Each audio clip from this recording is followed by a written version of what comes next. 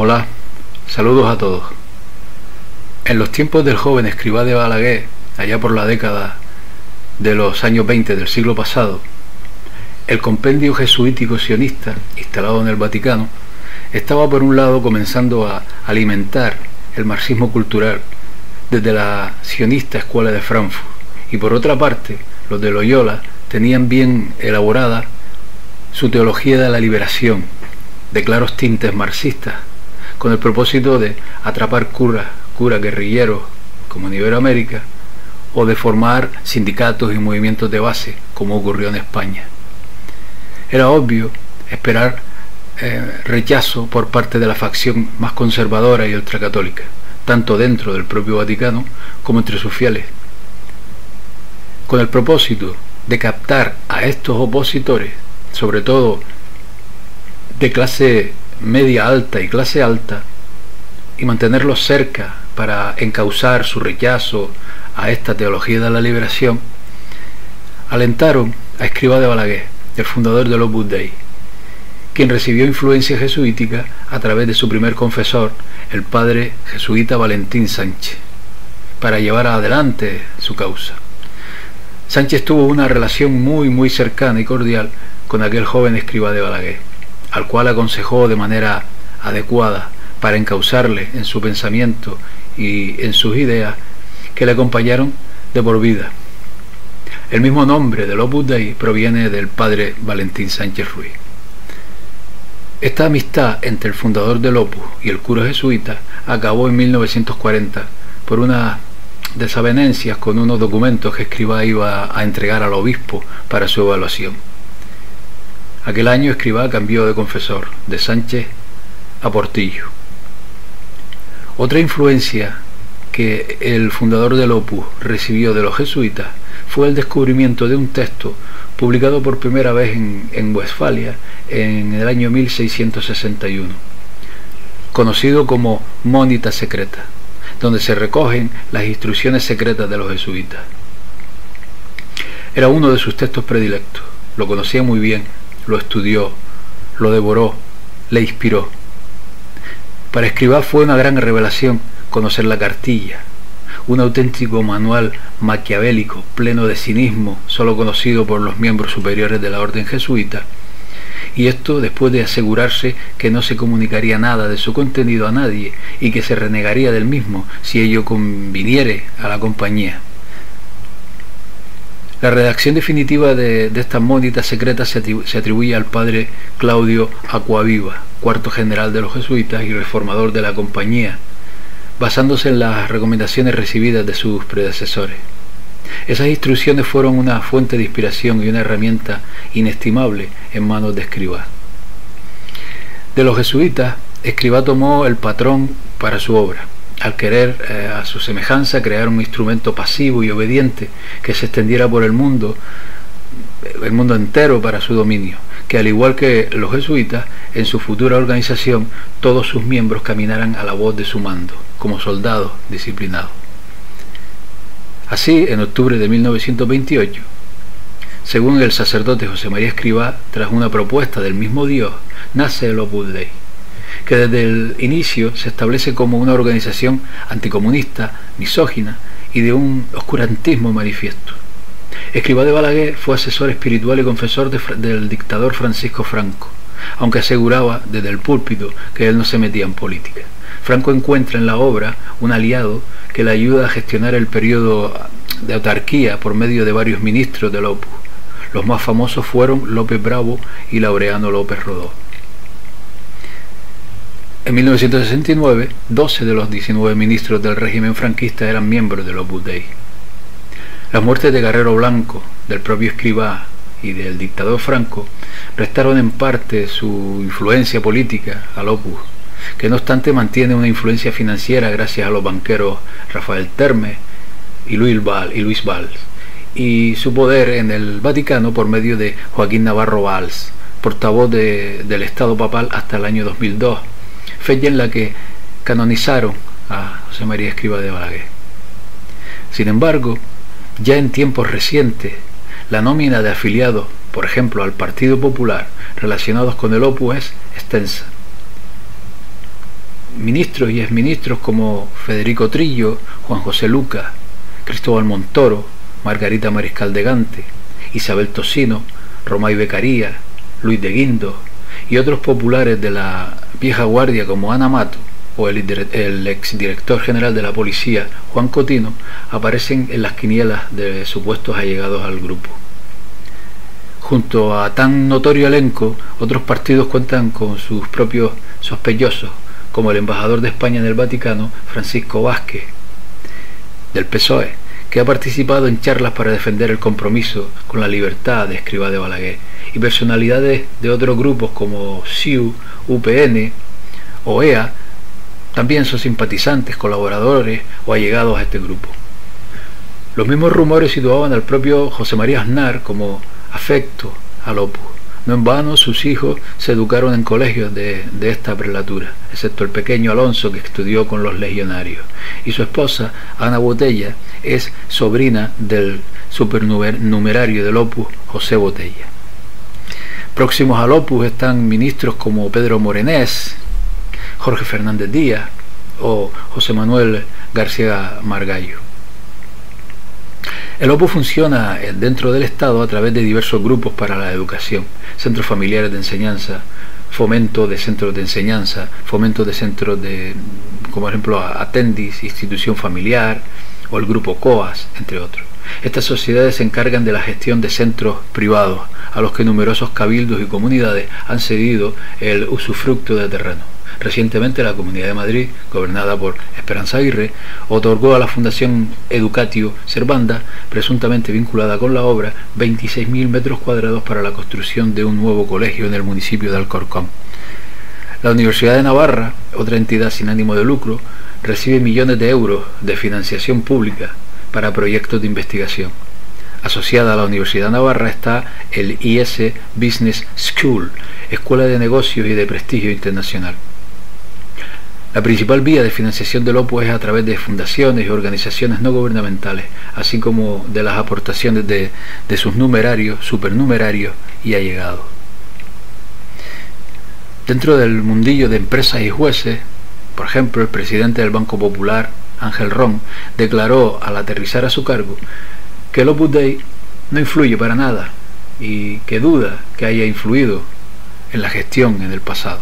Sin embargo, el vicepresidente de la entidad, Luis Hernando y Prat de la Riva, es hermano del vicario regional de la obra del Opus Dei. Más empresas o corporaciones importantes en cuyos organismos directivos hay o ha habido allegados al Opus son FCC Contrata, el BBVA, la empresa ONO o Europa Press, y organismos como el Fondo Monetario Internacional, la UNESCO, la ONU o el FBI, cuyo director durante el mandato de Clinton, Luis Frech, miembro del Opus, organizó, entre otras operaciones, aquel asalto contra la secta de Davis Corris en Waco, Texas. Es habitual que los allegados nieguen pertenecer a la obra, salvo que sea demasiado evidente. Uno de los que ha negado su filiación fue el presidente del Consejo General del Poder Judicial, propuesto por el PSOE, Carlos Díbar, que explicó durante su toma de posesión la ventaja que tenía respecto a ateos y agnósticos a la hora de juzgar. Dijo que los católicos, obedeciendo al Papa, nunca nos equivocamos. Otros magistrados en la órbita del Opus Dei son el vocal del Consejo General del Poder Judicial, José Luis Requero, que participa activamente en actos del movimiento antiabortista, la presidenta de la Audiencia de Vizcaya, Ana Iracheta, o el exfiscal general del Estado, Jesús Cardenal. Son muchos los exmiembros del Opus que han denunciado en público el lavado de cerebro a que son sometidos cuando se pertenece a esta orden, la cual llegan a denominar como secta. Aquí se ha hablado de doctrina, de espiritualidad, de todas estas cosas. La teoría del Opus de entrada fue la que a mí me hizo entrar, porque yo si fui al Opus Dei es porque su espiritualidad, su teoría, su doctrina me atraía.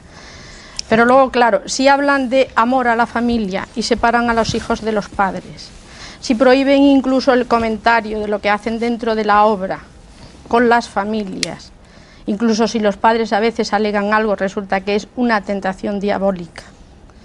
Si hablan del amor al sacerdocio y ordenan a los sacerdotes para programarlos, con Señorita, cosas cada una de estas cosas establecidas. yo Perdón, le no he podría acabado. decir No he a lo acabado. largo de 50 años. Perdón. Y perdón, señorita, usted ha conocido La dejamos al fundador. terminar, Rafael, un momento. No importa porque ¿Ha conocido va a al fundador? Sí, personalmente. ¿Cuántos años? No, años no, ya sabe que ¿Cuántos años? ya sabe que la sesión femenina no va por años, sino por encuentros. ¿En cuántos países ha visto usted el Opus En Dei? España nada más. Perdón, señorita, usted habla Pero de puedo una experiencia, aportar yo le hablo de otra experiencias. Vamos Sí, a esperar pero a que ella termine su aquí tenemos alegato y otras luego. experiencias de otros países. Incluso yo tengo cartas de distintos países de muchas personas que han pertenecido. Tengo verdaderos montones de cartas. Vuelvo otra vez la experiencia. Yo le puedo decir que conozco personalmente miles de socios del Opus Dei Claro en que todo el sí. mundo.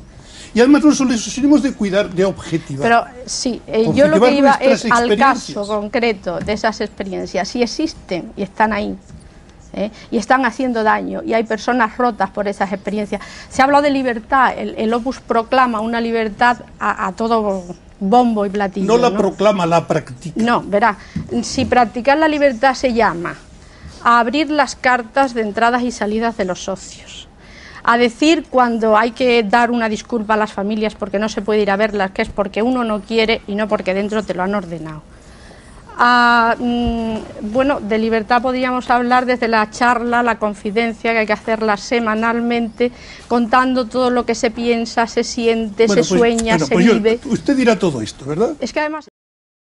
Son numerosos los casos de pederastia dentro de esta secta, como también abundan los casos de corrupción política, tanto de sus miembros como de la propia orden. Entre las críticas al Opus Dei se encuentran, por ejemplo, la captación y proselitismo agresivo de adolescentes. Según Tammy Di Nicola, exnumeraria que trabajó en estas labores, el Opus Dei promueve muchos tipos de proyectos sociales, pero ella cree que detrás existe un motivo oculto: reclutar nuevos socios para la orden. En el momento de pedir la admisión se desconocen las numerosas obligaciones y restricciones a las que los miembros numerarios van siendo sometidos posteriormente de forma sistemática y progresiva. Se les acusa de integrismo, de supuestos daños psicológicos, de animar a los miembros numerarios a romper contactos con sus amigos y familiares en favor de contactos dentro del grupo, de amenazar a los miembros que intentan abandonarla, de coacción, al menos psicológica, hacia los miembros que desean abandonar este Opus Dei.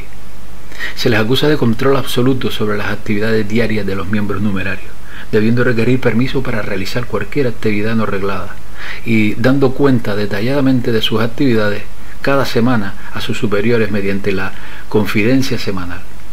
Además deben entregar todo el dinero que ganen a la organización y hacer testamento a su favor. Se les tacha de falta de respeto a la correspondencia de los numerarios, que frecuentemente reciben las cartas de sus amigos y familiares abiertas y leídas por los responsables de los centros. Los críticos a menudo han atacado prácticas como la mortificación corporal, que implica el empleo del cilicio y las disciplinas, pequeño látigo de cuerdas de palmo y medio. Esta práctica es reforzada por la historia de que Escrivá de Balaguer se aplicaba tanto a estas prácticas que dejaba rastros de sangre en las paredes de su habitación, aunque indicó posteriormente que los miembros no debían hacerlo. La historia de la expansión del Opus Dei en el mundo denota una ambición megalómana de alcanzar puestos cada vez más relevantes en la sociedad, salvo por supuesto en las numerarias auxiliares, que son empleadas de hogar, y en otras profesiones modestas de varios miembros, bien sea en los gobiernos, en las empresas o en organizaciones sociales cualesquiera, con el objeto inequívoco de aumentar su influencia y poder, tanto económico como jerárquico. Por eso se buscan desde el principio titulados superiores universitarios, preferiblemente que procedan de la carrera de Derecho. La sociedad está dominada por ellos, ¿no? Políticos, jueces, ministros, notarios, etc., aunque su conducta y actividad profesional sean muchas veces poco ortodoxos. Se acusa al Opus de favoritismo nada disimulado entre los miembros de la organización, considerada como una cofradía. Algunos críticos y detractores la ven como una mafia, comportándose mejor que como hermanos dentro de una misma familia. Se les acusa del fomento de las familias numerosas, con muchos hijos, evitando cualquier método anticonceptivo ni orientación afín a la planificación familiar. Say something? No. ¿Decir algo, por favor? Opus Dei has developed double think ha to a very desarrollado sophisticated el doble degree. pensamiento y lo ha llevado a unos niveles muy In fact, sofisticados. Opus Dei De is the hecho, closest el Opus thing Dei es to la George cosa más Orwell's cercana que yo 1984. conozco a la novela 1984 de George Orwell, I will give you con an esa example doble of the forma double de think in pensar. Opus Les voy a Dei. dar un ejemplo de esa doble forma de pensar en el The Opus founder Dei. said to the El members, fundador dijo a los miembros: "We must learn to love the nosotros humility of tenemos Opus que Dei. comprender, amar la humildad del Opus Dei. which is El Opus which is Dei fair as the moon, bright es as the sun, tan brillante terrible como as el an sol, army tan with limpio banners. como la luna, Bueno, terrible como un yo le ejército vuelvo a con decir sus lo estandartes. Jewel that Esta men joya Pues yo le digo preciosa que admiran coja los todos hombres. los textos publicados por Monseñor Escrivá de Balaguer. Yo llevo años leyendo estos textos y estos comentarios. Yo le he oído muchas horas en esta vida. Yo les digo a ustedes... Yes. May I say something? Y querría There, decir in algo Opus también. Dei, as En I said, el Opus there are two Dei, languages. como he dicho antes, hay dos idiomas, There dos is a lenguajes general distintos. rhetoric Hay which una applies retórica every classroom general to Opus que Dei, aplica, como digo, but todos which los is not cumplidos al translated Opus in Dei, pero no practical se traduce realities. luego en la realidad práctica. There is a practical Y hay language también un lenguaje of práctico directives de directivas And que the se members dan. of Opus Y los Dei miembros del Opus Dei are unaware of the no se dan cuenta, no son contradiction between these two conscientes de la languages. contradicción No entre existe estos dos esa lenguajes. Perfect Por tanto, sincerity, con una with sinceridad perfect total y sincerity, completa, repito, con la mayor sinceridad del mundo, el señor Calvo Serer, que está aquí, nos habla de la retórica general maravillosa del Opus Dei con total sinceridad, pero los miembros individuales, sus vidas, están gobernadas por unas directivas prácticas que son, como he dicho, acerbas, totalitarias y que además fomentan el secreto y el engaño. Por ejemplo, Rule 191 la regla of 191 the Constitution of Opus de la Dei Constitución del Opus Dei prohibits members prohíbe from a los revealing to the miembros public that de they que belong revelen to al Opus público Dei. que pertenecen al Opus Dei. Es formidable todo esto. Mira, El Opus Dei tiene establecido en el mundo 68 centros, entre ellos en Estados Unidos, México y gran parte de Iberoamérica, donde su relación con los gobiernos y con el mundo financiero es muy notable. Quien haya profundizado con minuciosidad en la historia de los jesuitas conoce de qué pasta está hecha esta orden y hasta dónde tienen la osadía de llegar. Sabe que no dan puntadas sin hilo y sabe que sus soldados con sotana hacen juramento de fidelidad y de obediencia hasta la muerte.